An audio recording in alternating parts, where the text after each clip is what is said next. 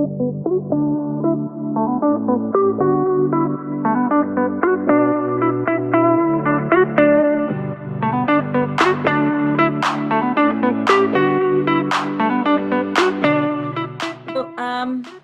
yeah, I don't want to take too much time away from, for the introduction. So I am a physician by training. I see patients and work as a global medical director for an organization, HP, that does have a footprint throughout the globe. And I continue to teach over at Stanford and training their future, medical professionals. My personal journey has come from a long way across the pond. So I grew up and was born and brought up in India. My dad was in police. He retired to be the chief of police academy in India. So very, very hardworking and accomplished human being. It's hard to be an honest police officer in a country that is scarce on resources and has some level of corruption. So we learned through a level of hardship and financial and also quite a bit of moving around, how serving people is the most important thing you could do. And that's how fulfilling it is. And during those years, we were in a location, a place called Bhopal, which had a gas tragedy in which thousands of people died in their sleep because of a very toxic gas that leaked from a plant that was making pesticides, and that impacted me personally. And just like what Samantha was talking about, sometimes negative experiences, and most of the time actually negative experiences, have a positive influence of shaping people's life. And I was on path to joining the police force and suddenly realized that, there's more to it. There's more a personal way that I could be part of people's life journey. And that was, and seeing some huge amount of suffering, people scarred their eyes and lungs and couldn't breathe very well. And that was quite impactful for me at a young age when I was in high school.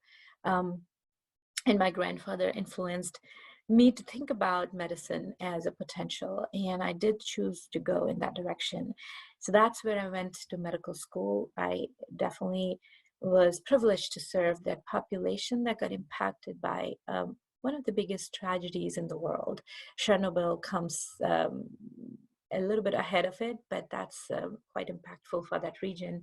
It also helped me learn things much more in medicine. So I know things, how to treat people, conditions that probably my colleagues do not know in an environment that was restricted by resources too. And then fast forward so many years, I did come in and did my residency at Columbia University and USC. And after training and teaching in several organizations, including UC Davis and Stanford, I come to realize that I need to serve back the population. So I joined a large corporation in which, people of all kinds of diversity. And, HP is a very diverse and very inclusive organization. If you notice, the leadership is very diverse. We are in times in which D&I, or diversity and inclusion, is a forefront conversation. And I'm so proud and privileged to be part of an organization that has this as part of their DNA. So I work here, take care of a large population of about 55,000 employees that are sprinkled across the globe, understanding the unique medical needs and providing care options and solutions across the world. And then at Stanford, I teach the medical students who are coming into the clinical practice and helping them to learn how to be a good physician on the bedside, learn good abilities to communicate with the patients in a compassionate way, Because sometimes when you are too tied up in the medical side of a patient's need, you may not have good communication with the patient and understand the human side of it. So that's another thing that I work on, teaching good bedside manners for the future doctors, and then of course teaching them clinical skills. So that's my work. I have also founded a not-for-profit organization, especially as a response to this planetary pandemic that we are seeing. And this organization is focused on empowering our students to become student correspondents, reporting on the scientific research that's happening in COVID-19, fighting misinformation, and bringing and making science cool for all of the youngsters who are attending the conversation today. So with that, I will stop and see if you guys have any questions, um, and um, and start the conversation. I just wanted to say that it's relieving that from such a bad tragedy that happened in India, such an important organization has been born, and thank you for that. Thank you for the Yeah, Matthews, right. and it's really interesting what Samantha was mentioning. Why me? Um, and that's a question that most people ask out of self-pity, but you could turn it around and say it's me, out of courage, and you say, Yes. I've been chosen and picked to do something about it. Because a lot of people just go by their life adjusting around trauma, adjusting around tragedy or setbacks or failures, and they start working around that failure and continue keeping living life of mediocrity, and just thinking that this is the way it is. But when you start thinking why me, it is bothering you, and if it is bothering you, you are the part of the solution. And so you can kind of think it that way, that if I could be the solution, nobody can ask the question why me, so you could be that influencer. So that's good. Yes. Sure. Yeah. I really like how like some people, instead of like as you said of like just letting the fear dominate them for like something so bad that happened, like the tragedy in India or this COVID-19 pandemic, to the fear to dominate them instead of like using the fear to go there and fix the problem that is happening. Absolutely. So you have a choice. We all have a choice to be either part of the problem or part of the solution. Um, so, COVID-19 is, I think it's the most impactful thing that has happened in our generation. I don't think, all of us have impactful things that have happened to us as an individual, whether it is, the gas tragedy for me and a group of people, but the rest of the world did not know about the gas tragedy or the impact that had in so many thousands of people.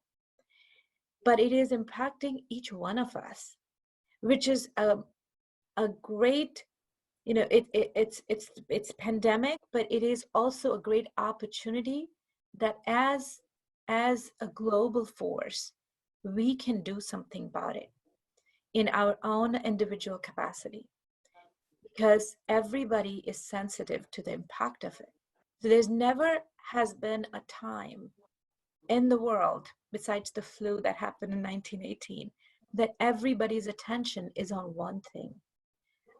So it is also an opportunity for each one of us to become part of that transformation, whatever it is that you want to transform. um, Whether it's, for me, it is healthcare. Like, healthcare does not work for everyone. Why don't we just start making it work for everyone? um, it could be education. Education has not reached to every kid on the planet.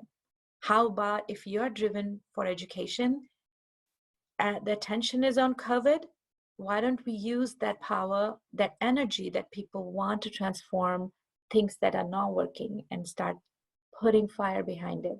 So Yes, it's like we can work like as it is as the pandemic has the attention of everyone in the world. Uh, all the minds in the world can help with resolving the problem, with solving the problem that we have. So we have a absolutely. lot of force, intellectual force to solve. Yes. And so much global intelligence that we can tap into because we have that attention.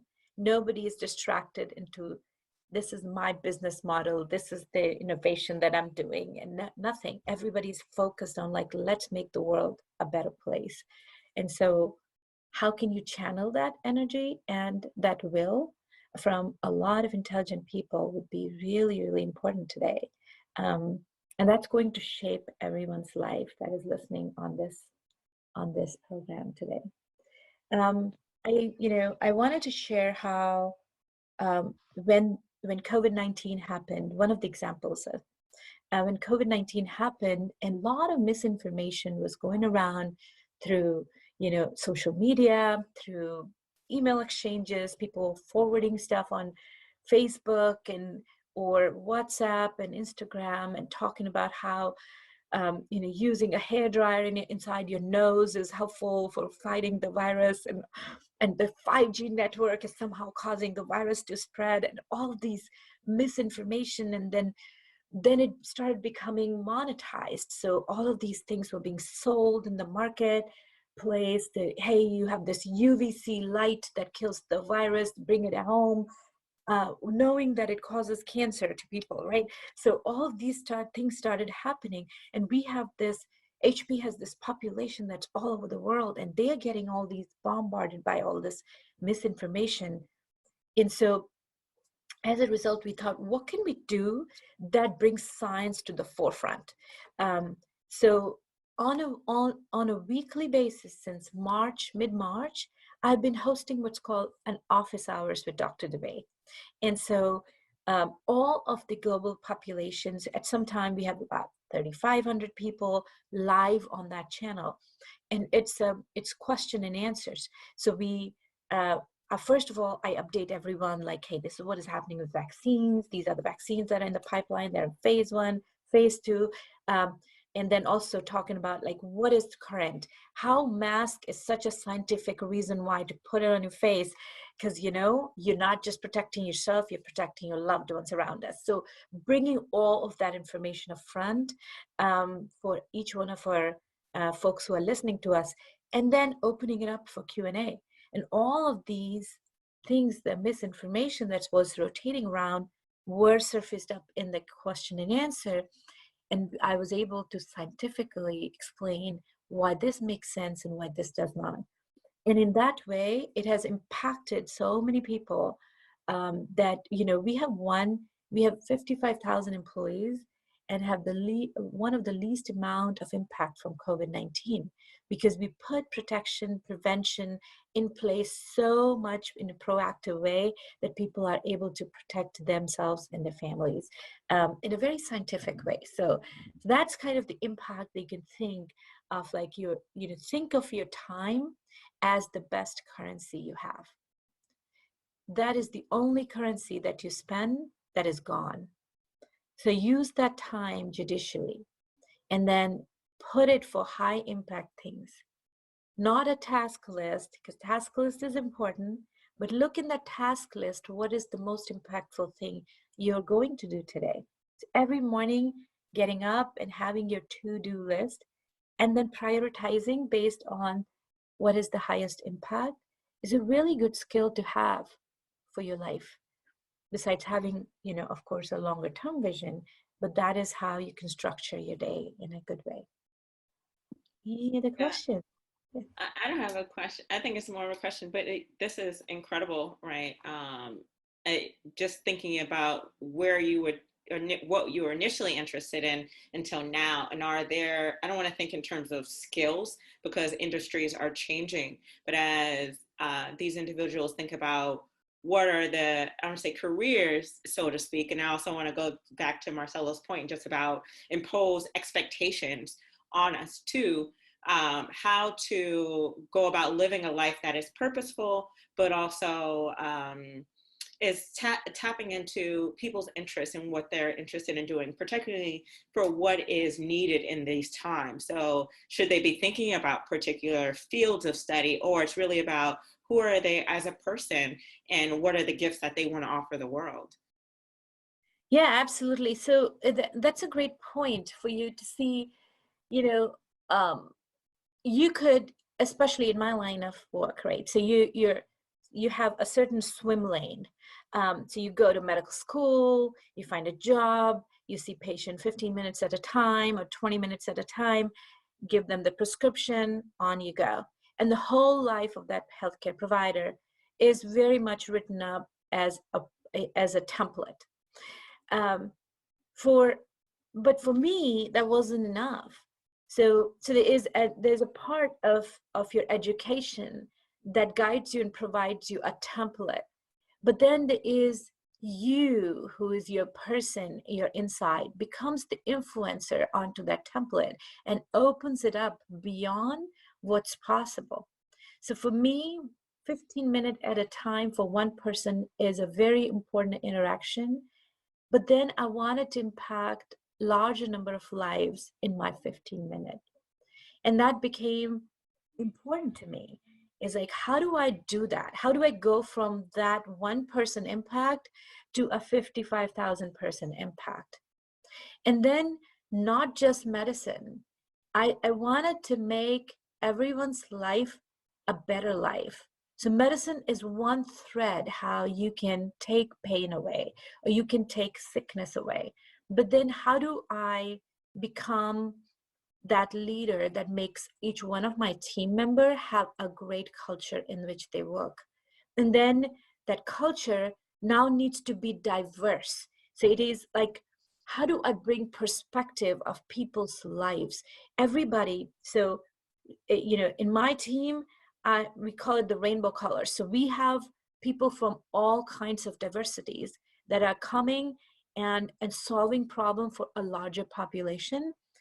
If you think about it, nobody can understand the perspective of somebody who has encountered gas tragedy. That perspective is now on the table.